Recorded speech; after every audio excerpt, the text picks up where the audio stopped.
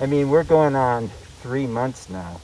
What have your efforts been like and your emotions been like looking for Dia? You know, the search for Dia has never stopped. We continually make efforts, and we'd really like to extend our appreciation to all of those individuals who have helped in the search of her. Pine Springs Ranch and their staff, and up at the Zen Center, they all came and spent days here looking for Dia. I guess the concerning element is not knowing where she might be and not having any news or any follow-up on her. Tell me a little bit about the last time you saw her. We had lunch that day at about 2 o'clock. Finished up at about 2:30. Did she seem depressed, despondent, or what was her mood like? Not really. She was, we fed the horses, which are 7 miles down earlier. We had a guy work on a water heater down there. She was of good spirits at that moment.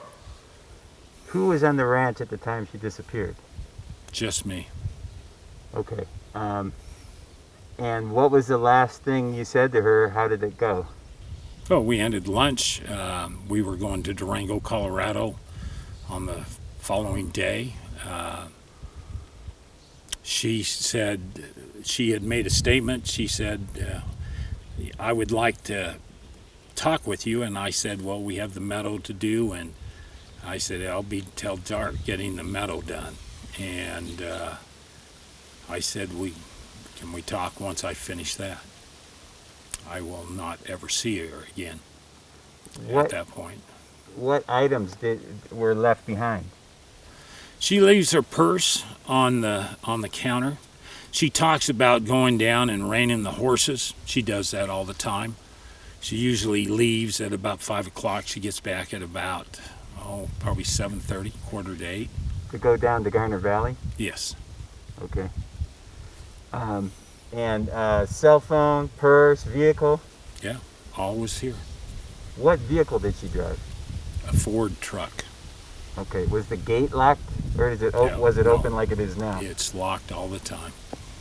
Okay, so when you're working on the ranch, how far away from the main ranch here were you? I was down on the meadow, which is probably 100 yards down. Okay. Would you have seen somebody if they had come through the gate? If they would have come through the gate, I probably would have seen them, without a question. But I saw nobody. Okay. What kind of person was Dia? Would she walk a lot, or what? She was very athletic. She did a lot of hikes. Very outgoing. Absolutely beautiful woman. And you had plans to marry her? Yes. 24th of July. In where? Jackson Hole, Wyoming. Was that a special place for you, or how did you pick that? It's just we're both outdoor people. We're both horse people. It just seemed to be the place that we wanted to do it. Why do you want to marry her? She's an awesome person. She's a person that I have looked for all my life. Does she carry a pistol on, like No. you're carrying yours No. open? No, she has it in, there's a jacket she wears and there's a zipper. She carries it inside the zip pocket.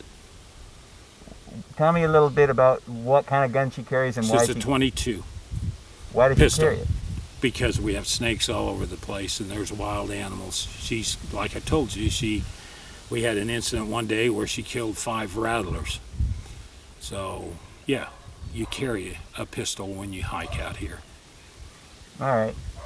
Well, if somebody attacked her, she would be able to defend herself, wouldn't she? I would think that would be a correct statement.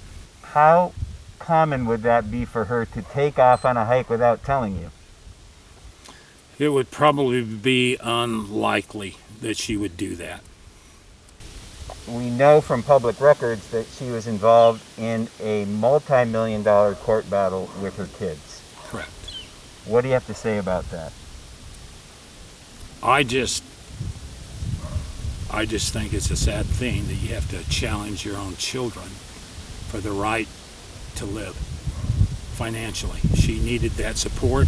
She had it from her husband for years, and they withdrew that support from her. Well, the fact that her husband's estate, her deceased husband's estate, is so large, so much money, do you think that could be a motive behind her disappearance? Probably without a question. Okay, but you don't have any evidence to accuse anybody. No. Safe to say. No. So we were looking at property records, and it looks like she put the three properties up here in Mountain Center into a trust. Correct. What was that about? Protection, if anything. What was the reason for that? I mean, who are the beneficiaries of that trust? We don't know. That her attorney would have the information on. Who was that attorney? I don't remember who he is. Okay, so you were going to marry her, right? Correct. Was that why she was putting properties in trust? No. No. She was changing them because she felt that there was a threat to her life. Okay. All right. But previously, these properties were held between her and her husband, right? And when her husband passed, she had sole ownership of these properties. What was the concern about leaving these properties in sole ownership? You'd have to ask her. I don't know. I didn't get into her financial affairs. Okay. So is it possible, since she knew she was going to marry you, that she made you the beneficiary of these trusts? You'd have to ask her attorney. I do not know. Okay. All right. What are the cops saying about all this? What are they doing? I don't know if they're doing anything. I think they've been kind of overwhelmed with all the disappearances in the Idlewild area. We haven't heard anything for a number of weeks. Do you think the cops think you're a suspect? Oh, I'm sure. I'm a former law enforcement. You always will trace whoever is the last to see her. Yeah, no question. Have they served search warrants on your cell phone, on your house here? Oh yeah, we've had our cell phones, our computers, they were all taken. They showed up here with a search warrant and raided the house? They didn't raid the house. They have the right to search when there is some question, but they searched the main house without a question. What former law enforcement are you? I was with the state of Utah Corrections. Prison official, or what was your actual No, title? I was over intensive supervision and parole.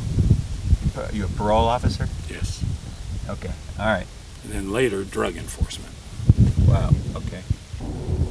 Did you have anything to do with your wife's disappearance? Absolutely not. How can you prove that?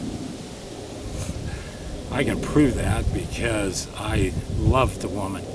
We were going to get married. There was everything positive about our relationship. We didn't have almost any difficulties whatsoever. Okay. I have no reason to bring harm to her. I loved that woman.